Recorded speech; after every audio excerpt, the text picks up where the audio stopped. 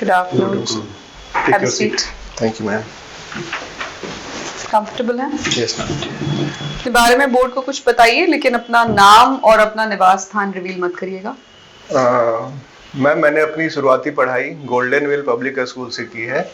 उसके बाद मैंने स्नातक बीएससी फिजिक्स ऑनर से की है मैम, मगध यूनिवर्सिटी से। एंड उसके बाद मैं 2019 से मैम सिविल सर्विसेज की तैयारी कर रहा हूँ। और उस दौरान में मैम अभी मेरा बीपीएससी में तीसरा अटेम्प्ट है मैम, और पहला इंटरव्यू है। एंड मेरी रुचि है समरी ऑफ मूवी देखना एंड गली क्रिकेट खेलना मैम। आपने फिजिक्स ऑनर्स से पढ़ाई की, 2019 में आपका बैचलर्स खत्म हुआ, उसके बाद आपने मास्टर्स भी परस्यू किया? नो मैम, ना मास्टर्स परस्यू नहीं किया। फिर आपने ऑप्शनल में एंथ्रोपोलॉजी का चुनाव क्यों किया? मैम, जब मैं तैयारी के क्रम में आया मैम, तो मैंने बहुत सारे विषय को देखा मैम कि कौन सा मेरे लिए सही रहेगा। तो उस दौरान मुझे एंथ्रोपोलॉजी काफी जिज्ञासापूर्ण सब्जेक्ट लगा मैम, और इसका सिलेबस थोड़ा सा छोटा था मैम, और इसका रिजल्ट भी अच्छा आ रहा था, तो मैंने इसे तो स्ट्रेटेजिक डिसीजन था ये आपका? Yes ma'am. ये समरी ऑफ मूवीज क्या होता है? मैम, समरी ऑफ मूवीज अभी मुझे कुछ दिनों से आदत लग गई है मैम देखने की। यूट्यूब पे अवेलेबल होता है, कुछ मूवी आती है तो उसका एक प्लॉट और शॉर्ट एक्सप्लेनेशन होता है मैम मूवी का, तो ये मुझे अच्छा लगता है देखने। तो मतलब आप पूरे प्रोसेस को एंजॉय नहीं करते, आपको सिर्फ उसका क्रक्स जानना होता है? नहीं मैम, मूवी देखना मेरी हॉबी है मैम, तो मैं सारी मूवी को एक बार में देख नहीं पाऊंगा मैम। तो इससे मुझे डिसीजन लेने में आसानी होता है कि कौन सा मूवी देखने लायक है, कौन सा नहीं है मैम। तो मैं पहले समरी देख लेता हूँ, फिर मुझे लगता है कि ये स्टोरी मुझे सूट करेगा, इसे मैं टाइम देना वर्थ समझूंगा, तो मैं इसे पूरा देखता हूँ मैम। आप जब बिहार प्रशासनिक सेवा के पदाधिकारी बन जाएंगे तो एक पद होता है जिसको कहते हैं पब्लिक ग्रीवेंस रिड्रेसल ऑफिसर का। Yes ma'am. जो कि यूजुअली बिहार प्रशासनिक सेवा के जो अधिकारी होते हैं उनको दिया जाता है। आप जानते हैं इनका काम क्या है? मैम, नाम से तो लग रहा है कि ग्रीवेंस को रिड्रेसल करना, लोक शिकायत दूर करना। लोक शिकायत दूर करना, बिल्कुल। तो ये लोगों की जो शिकायतें होती हैं, जिसका लोग रजिस्ट्रेशन करवाते हैं प्रॉपर्ली ऑनलाइन, उसकी हियरिंग करते हैं। Yes ma'am. They hold open courts for it, right? Yes ma'am. तो वहां पे आपके पास ये ऑप्शन नहीं होगा कि आप पहले उस पूरे के पूरे जो वो पूरा केस है उसका समरी सुन ले। आपको पूरी कहानी उनकी भाषा में, उनकी लैंग्वेज में, उनकी कोलोकियल में सुनना पड़ेगा। तो क्या आपको लगता है कि आपका जो हॉबी है वो आप इसमें कंट्रीब्यूट कर रहा है, और is it making you less patient and less open to listening? No ma'am, I think ये मेरा हॉबी है मैम, तो मैं इसे खाली टाइम परस्यू करता हूँ मैम। और जो पब्लिक ग्रीवेंस रिड्रेसल की वो मुझे ड्यूटी है मैम, तो मैं काफी जिम्मेदारी पूर्वक करूंगा मैम। तो मुझे लगता है कि ये और उसमें थोड़ा सा रिलेशन आ पाएगा। ये मेरा व्यक्तिगत है मैम, वो मेरा प्रोफेशनल ड्यूटी है मैम। तो उस काम के लिए मुझे प्रॉपर ट्रेनिंग और प्रॉपर ये दिया जाएगा, तो मैं उसका आपको अच्छे से कर लूंगा मैम। अच्छा, चलिए ठीक है। सर कुछ पूछना चाहेंगे? नदीम हसनैन का नाम सुने हैं? Yes sir. कौन है? ये सोशल एंथ्रोपोलॉजिस्ट है सर। अच्छा, प्रोफेसर है? Yes sir. एक किताब लिखे हैं एंथ्रोपोलॉजी में, बहुत जो सिविल के लोग पढ़ते हैं, जो Yes. करते हैं। सर अभी तो मैं नाम रिकॉल नहीं कर पाऊँ, लेकिन मुझे लगता है caste and India and tribe के बारे में उन्होंने बहुत ज्यादा काम किया है सर। हाँ, काम किया है। एंथ्रोपोलॉजी में किस चीज की हम पढ़ाई करते हैं? सर एंथ्रोपोलॉजिस्ट में सर पूरे ह्यूमन एवोल्यूशन की पढ़ाई करते हैं सर, और ह्यूमन एवोल्यूशन के दौरान जो भी हमारा जो भी इंस्टीट्यूशन बना है सर, उसके बारे में कैसे ये विकास हुआ है सर, और आगे कैसे विकास अभी प्रेजेंट में है, और कैसे इसका नेचर है, और फ्यूचर भी पढ़ते हैं सर। तो चार्ल्स डार्विन का जो थ्योरी है, सर क्या है वो? सर उनका थ्योरी सर है ओरिजिन ऑफ अ स्पीसीज। उनका बेसिकली ये कहना है सर कि जो भी सर्वाइवल फिटेस्ट होगा वही सर्वाइव करेगा सर, क्योंकि हमारा पॉपुलेशन बहुत ज्यादा इंक्रीज कर पा रहा है, तो कंपटीशन होगा पॉपुलेशन में नेचर से भी। और अगर पॉलिटिकल थ्योरी की बात करें, अगर उसको जोड़ते हुए, तो कौन सी विचारधारा वो चार्ल्स डार्विन से प्रभावित लगती है? सर एक्चुअली मुझे नाम नहीं याद है, लेकिन ये सर्वाइवल ऑफ फिटेस्ट होता है सर। इससे कोई जेनोसाइड इसको बोलते हैं सर, मैं रिकॉल नहीं कर पाऊँ, लेकिन उसका मुझे क्रक्स पता है सर। उसमें सर्वाइवल ऑफ फिटेस्ट है, उसमें जो आदमी प्योर है, जो भी आदमी पुअर है सर, और जो भी फिजिकली डिसेबल है सर, उनको नहीं प्रेफर किया जाता है, क्योंकि वो फिट नहीं है और अडेप्ट नहीं कर पा रहे हैं नेचर में। तो उनके अगेंस्ट कोई ऐसा जो बहुत ही विवादित किरदार रहा है इतिहास में, वो इस थ्योरी से गाइड होके बहुत सारे जो आपने जेनोसाइड यूज किया? सर मुझे एक नाम याद आ रहा है सर, एडोल्फ हिटलर सर, जो एंटी ज्यूज थे सर। अच्छा, तो फिर ये जो नेचर है और ये जो एक उसकी अप्लीकेबिलिटी है, मतलब कि जो हम चाहे पॉलिटिकल थ्योरीज में, थॉट में, प्रोसेस में, ये जैसे कोरिलेट करते हैं, मतलब कहाँ नेचर का थ्योरी डार्विन ने दिया था और कहाँ उसको फिर इधर लेके गए, उसे कितना बड़ा मतलब ये हुआ, तो दोनों का क्या है? एंथ्रोपोलॉजी बीइंग ए सब्जेक्ट, मतलब जिसमें आपको इंटरेस्ट है, उसको कैसे देखते हैं? सर मुझे लगता है ये ह्यूमन अपने फायदे के लिए बनाता है सर, और उसका एक साइंटिफिक फैक्टर उसे मिल गया होगा डार्विन के थ्योरी से, और उसे अपने फायदे के लिए ह्यूमन अपने लिए यूज किया होगा सर। तो मेरा और अगर एक विचारधारा की और बात करें तो उसमें सर्वाइवल ऑफ द वीकेस्ट की बात करता है। कौन से विचारधारा को आप इस स्टेटमेंट के करीब पाते हैं? सर्वहारा की बात करता है, सबका साथ सबका विकास की बात करता है। तो मेरा व्यक्तिगत सर इसमें सर मैं थोड़ा सा कंफ्यूज हूँ, लेकिन मैं आपसे आंसर की अपेक्षा रखता हूँ। कंफ्यूजन तो क्या, ठीक है सर, दोनों अपनी जगह सही है सर। फिटेस्ट को सर्वाइव करना चाहिए सर देश को या फिर ह्यूमैनिटी को बढ़ाने के लिए सर, और वीकेस्ट को सर ये लेके चलना चाहिए सोशल वाला एंगल से sir, as a human sir, humanistic aspect से उनको भी साथ लेके चलना चाहिए सर। तो दोनों सर सही है, लेकिन एक्सट्रीम फोर में सर कोई सही नहीं है सर। ओके, और अगर मैं प्लेइंग गली क्रिकेट की, ये गली क्या है सर? क्योंकि क्रिकेट इंटरेस्ट है सर, तो अभी के माहौल में सर क्रिकेट फील्ड अवेलेबल नहीं हो पाता है सब जगह पे, और ऐसे दोस्त भी नहीं है जो भी 11 मतलब पूरा टीम कॉन्स्टिट्यूट कर पाए सर।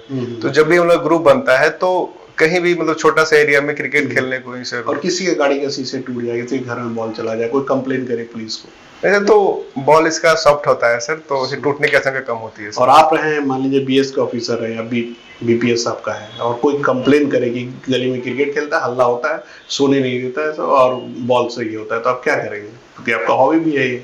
अच्छा, तो मैं पहले तो लोकेशन चूज करूंगा ऐसा कि वहाँ ज्यादा ये डिस्टर्बेंस ना हो।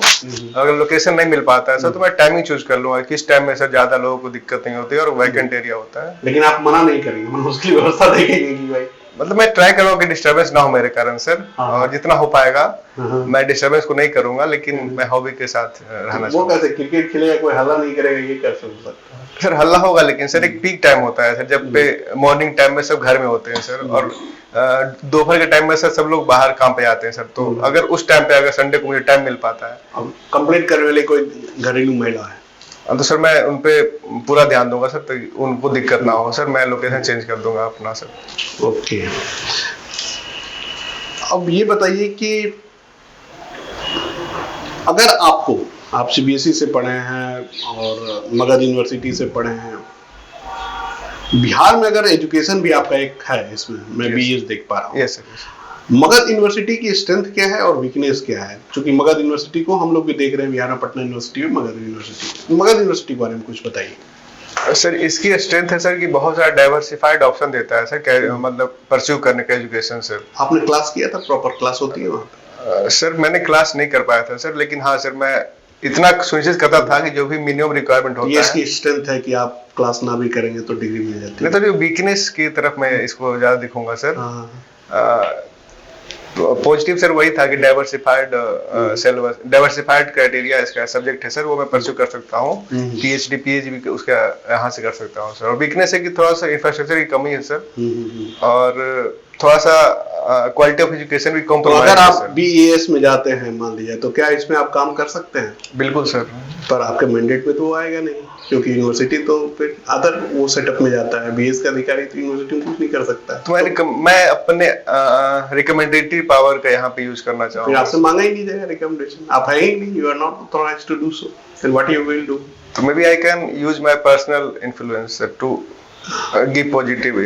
या कभी मिला इन फ्यूचर, अगर कभी हुआ ऐसा कि बड़े पोस्ट पर गए या प्रमोशन वगैरह हुआ तो? Yes sir. तो जिस पोस्ट को ऑप्ट करे उसकी सीमाओं को तो भी जानना होगा। यूनिवर्सिटी पे भी ये सब कुछ भी कर सकता है, स्कूल्स पे कर सकता है। Yes sir.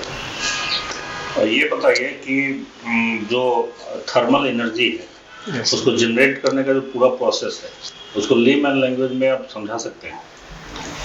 Yes sir. एक आम आदमी को भी समझ आ जाए कि थर्मल एनर्जी कैसे जनरेट होती है। सर थर्मल एनर्जी से सर हम लोग कोयला को जलाते हैं सर, उससे स्टीम पैदा होती है सर, और स्टीम से हम लोग टरबाइन को घुमाते हैं सर, और जिससे हमें एनर्जी मिलती है सर। बीच में तो बहुत कुछ आप मिस कर दिए ना, सीधे आप रिजल्ट पे आ गए। बहुत एक लंबी प्रक्रिया है, और टरबाइन को कैसे घुमाया जाता है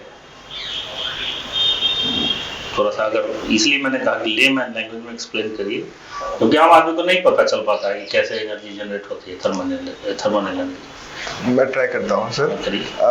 सर कोयले को जब जलाते हैं हम लोग सर, तो उससे पानी को गर्म करके स्टीम बनाया जाता है, और टरबाइन को जब घुमाते हैं हम लोग सर मैग्नेटिक फील्ड में, फिर उस स्टीम से कैसे टरबाइन को घुमाया जाता है? उसे शॉर्ट एरिया में पास करते हैं सर, ताकि प्रेशर ज़्यादा हो जाए, उसे टरबाइन को घुमाते हैं, और मैग्नेटिक जो मैग्नेट होता है सर उसके अंदर, और उसको घुमाने से सर जो इलेक्ट्रिसिटी जनरेट होती है सर। अभी मैं इतना ही रिकॉल कर पा रहा हूँ। ठीक है, कोई बात। कार में जो साइड में ग्लास लगा होता है, इसको ORVM बोलते हैं, किस टाइप का मिरर है ये कॉन्वेक्स मिरर होता है सर। क्या है इसकी खासियत? इसकी खासियत है सर कि ये छोटे से एरिया में सर वाइडर एरिया को कवर करता है, जिससे पूरा रियर व्यू अच्छा मिल पाता है सर। और जो IRVM लगा होता है, जो कार के बीच में होता है, अंदर पीछे का हम देख सकते हैं उससे, वो किस तरीके का मिरर है? मुझे पता नहीं है सर, बट मुझे लगता है ऐसा कि वो प्लेन मिरर होता होगा सर। ठीक है। एंथ्रोपोलॉजी भी आपका ऑप्शनल सब्जेक्ट है। यस। अच्छा, क्या किसी के शक्ल सूरत को, नैन नक्श को देख करके उसके मिजाज का पता लगाया जा सकता है? उसके स्वभाव के बारे में, उसके व्यवहार के बारे में, उसकी प्रकृति के बारे में पता लगा सकते हैं क्या? No sir. एंथ्रोपोलॉजी इसके बारे में कुछ नहीं कह रहा है? No sir. सोमैटोटाइप थियरी के बारे में पढ़ा है? Yes sir. क्या है ये? सर इसका फिजिकल एस्पेक्ट को देखा जाता है सर, और इसको पता चलता है कि किस रोल के लिए इस पर्सन फिट है सर। तो वही तो अभी आपसे हम पूछ रहे थे। तो मैं गलत आर्टिकुलेट कर पाया सर, मुझे लगा ये रेसिज्म की ओर जा रहा है सर, तो इसलिए मैंने मना किया था सर। क्योंकि हमने कहा कि एंथ्रोपोलॉजी आपने पढ़ाई की, उसके बाद मैंने अपना प्रश्न पूछना शुरू किया, तो आपको रिलेट करना चाहिए। सॉरी। तो ये जो सोमैटोटाइप थियरी है, इसमें बॉडी टाइप के बारे में कुछ बताया गया है? यस सर, इसमें 3 थियरी दिए गए हैं सर। इसमें ह्यूमन बॉडी को क्लासिफाई किया गया है sir, endomorph, mesomorph and ectomorph sir. इसमें बॉडी को सर देखा जाता है कि 0 से 7 एक लेवल होता है सर। इसे देखा जाता है कि बॉडी में कितना फैट है, बहुत सारे पैरामीटर होते हैं सर चेक करने के बॉडी को, हेड से लेकर टो तक। उसके हिसाब से पता चलता है कि ह्यूमन बॉडी पार्टिकुलर किस रोल के लिए फिट है सर, जैसे कि ड्वार्फनेस हो गया सर, टॉलनेस हो गया। जो एक्टोमॉर्फ बॉडी टाइप है, उसके कुछ ट्रेट्स के बारे में बताइए। सर एक्टोमॉर्फ होता है सर जो पतला और छोटा आदमी होता है सर। पतला भी होता है, छोटा भी होता Yes, है? sir. श्योर है ना? Yes sir. और इसके मिजाज के बारे में कुछ बताइए, जो एक्टोमॉर्फ बॉडी टाइप है, ऐसे लोगों का व्यवहार कैसा होता है?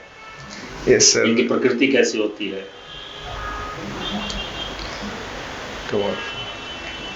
ये ज्यादा बातों नहीं होते हैं क्या? मुझे थोड़ा सा इसका देखना Talkative होते पड़ेगा। हैं? मुझे थोड़ा सा इसका देखना पड़ेगा। मुझे पता है, बट मैं अभी श्योर नहीं हूँ सर इस बारे में सर। क्रेस्मर का थियरी पढ़ा है आपने? क्रिस्मर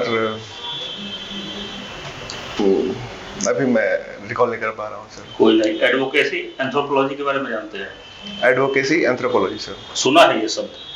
नहीं सर, मैंने नहीं सुना अभी तक सर। कोई नहीं। आजकल देखा जा रहा है कि कॉर्पोरेट जगत में भी एंथ्रोपोलॉजिस्ट को हायर किया जा रहा है। Yes sir. वहाँ इनकी क्या जरूरत है? सर एंथ्रोपोलॉजिस्ट एक वाइडर पर्सपेक्टिव ऑफर करते हैं सर, बिकॉज जिनके पास होलिस्टिक अंडरस्टैंडिंग होता है, और कॉर्पोरेट में सर मेनली होता है सप्लाई डिमांड सर। तो ये एंथ्रोपोलॉजिस्ट ये एश्योर करते हैं कि पब्लिक क्या डिमांड कर रही है और उनका नेचर कैसा है, ताकि उनको वो सप्लाई करने का फायदा हो सर। तो इसीलिए मुझे लगता है कि एंथ्रोपोलॉजिस्ट अभी के फिलहाल के दौर में पॉइंट ऑफ इंटरेस्ट बने हुए हैं सर। मान लीजिए किसी ट्राइब्स का आप स्टडी करने के लिए जा रहे हैं, और वहाँ किसी अनैतिक प्रथा को आप देखते हैं, जो मतलब ह्यूमन राइट के लिहाज से ठीक नहीं है, कॉन्स्टिट्यूशन के लिहाज से ठीक नहीं है, क्या आप चुपचाप स्टडी करके वापस लौट जाएंगे, या उसके समाधान के लिए, उसको खत्म करने के लिए, उसको रोकने के लिए कोई कदम उठाएंगे? सर कुछ एक पैरामीटर होता है सर जिसके अगेंस्ट जाके सर कुछ भी जो आप जवाब देंगे एंथ्रोपोलॉजी के हिसाब से देंगे। Yes sir. सर कुछ ह्यूमन ये राइट होते हैं सर, तो वो किसी भी हाल में सर उस थ्रेशोल्ड को ब्रीच नहीं करना चाहिए सर। हालांकि ट्रैवल के लिए कुछ बनाए गए हैं ताकि उनका कल्चर प्रिजर्व रहे सर, लेकिन ह्यूमन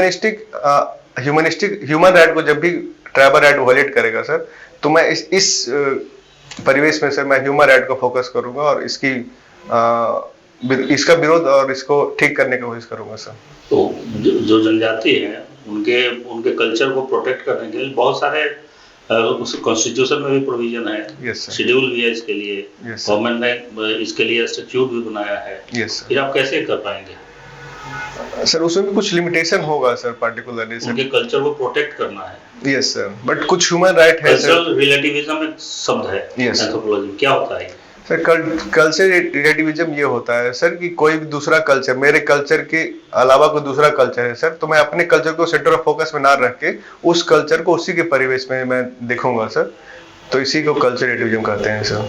और इसमें जब क्रिटिकल आगे लग जाता है, क्रिटिकल कल्चरल रिलेटिविज्म, इसमें सर कुछ कल्चरल फीचर ऐसे होते हैं सर जो ह्यूमन राइट के अगेंस्ट चले जाते हैं sir. For example sir human genital mutilation sir, तो ये कहीं भी रूप से सर सही नहीं है सर। तो मुझे लगता है ह्यूमन वाला कुछ थ्रेशोल्ड होना चाहिए सर ह्यूमन राइट का सर। क्या कहता है क्रिटिकल कल्चरल रिलेटिविज्म, क्या कहता है? सर ये कहता है कि human right sir, human right को प्रायोरिटी देना चाहिए सर किसी भी कल्चरल नॉर्म को सर जो ह्यूमन राइट के अगेंस्ट हो सर, तो वहां पे सर ह्यूमन जो राइट। मल न्यूट्रिशन की समस्या है, कुपोषण, yes sir.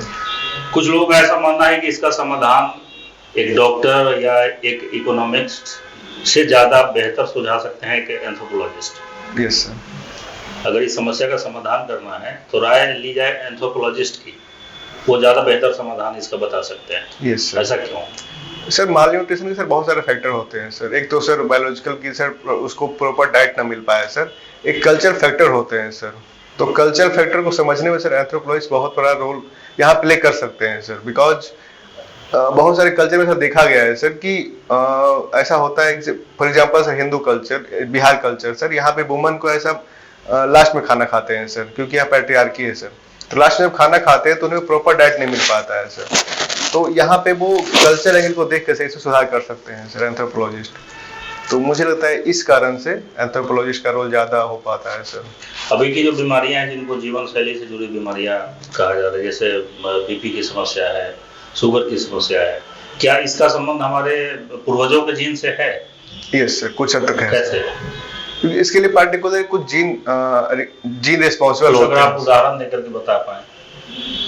Sir. For example sir obesity होता है सर, उसके लिए मोटापा, उसके लिए कुछ जीन रिस्पॉन्सिबल है सर। एग्जैक्ट नाम मुझे पता नहीं है, लेकिन वो जीन अभी कॉन्टेक्स्ट में पॉल्यूशन और जो हमारा डाइट लेते हैं उससे एक्टिव हो जाते हैं सर, और उनका बढ़ जाता है तो फिर वो एक्टिव हो जाते हैं सर। अच्छा, एंथ्रोपोलॉजी पढ़ने के बाद आप प्रशासन में जाना चाह रहे हैं, बिहार एडमिनिस्ट्रेटिव सर्विस को टॉप पर आपने रखा है, इस विषय से क्या मदद मिलेगी आपको वहाँ? सर एक एंथ्रोपोलॉजिस्ट में प्रोवाइड करता है sir holistic understanding, culture relativism and human का नेचर सर। तो चूंकि प्रशासन सेवा में सर मुझे पब्लिक से ही डील करना होगा ज्यादातर, तो मुझे पॉलिसी बनाने में सर और पॉलिसी इम्प्लीमेंट करने में सर एंथ्रोपोलॉजिस्ट बहुत ज्यादा हेल्प कर सकता है कि उनके अनुसार जो भी पॉलिसी हो उनके और इम्प्लीमेंट करने में क्या दिक्कत आ रही है उनके कल्चर से या उनके परिप्रेक्ष्य में सर, तो उसको जान। मान लीजिए 3 ही पद है, एक पद है और 3 लोग दावेदार हैं। एक ने इकोनॉमिक्स का स्टडी किया है, एक ने ज्योग्राफी पढ़ा है, और एक आप हैं जो एंथ्रोपोलॉजी पढ़ के जा रहे हैं। आपको क्यों ले लिया जाए? सर ये डिपेंड करता है सर कि बाकी 2 छात्र कैसे हैं, लेकिन सर मेरा व्यक्तिगत रूप से ऐसा इकोनॉमिक्स की पढ़ाई करी है और एक ज्योग्राफी, और आप कह रहे हैं कि आप अपना बता रहे हैं कि क्या क्या आपको बेनिफिट मिल सकता है प्रशासन में जाने से इस सब्जेक्ट से, तो आप अपने आप को डिफेंड करिए कि हाँ मेरा जो सब्जेक्ट है इन कारणों से उन दोनों से बेहतर है। सर एंथ्रोपोलॉजिस्ट एक होलिस्टिक सब्जेक्ट है सर, इसमें कुछ ज्योग्राफी का भी पढ़ना है सर, कुछ इकोनॉमिक का भी पढ़ना है सर। मुझे लगता है एंथ्रोपोलॉजिस्ट दोनों सब्जेक्ट को अपने अंदर कवर कर लेता है सर, तो ये मेरा आर्गुमेंट होगा सर। अच्छा, मान लीजिए आप जहाँ पर पोस्टेड है 2 अलग अलग क्षेत्रों में कुपोषण की समस्या है, लेकिन आपके पास रिसोर्स जो है बहुत लिमिटेड है, आप किसी एक ही जगह पर जो है वो मदद पहुंचा सकते हैं किसी एक ही क्षेत्र में, तो आप अपनी प्राथमिकता कैसे तय करेंगे? तो ये तो डिपेंड करता क्योंकि है आप एक एंथ्रोपोलॉजिस्ट हैं।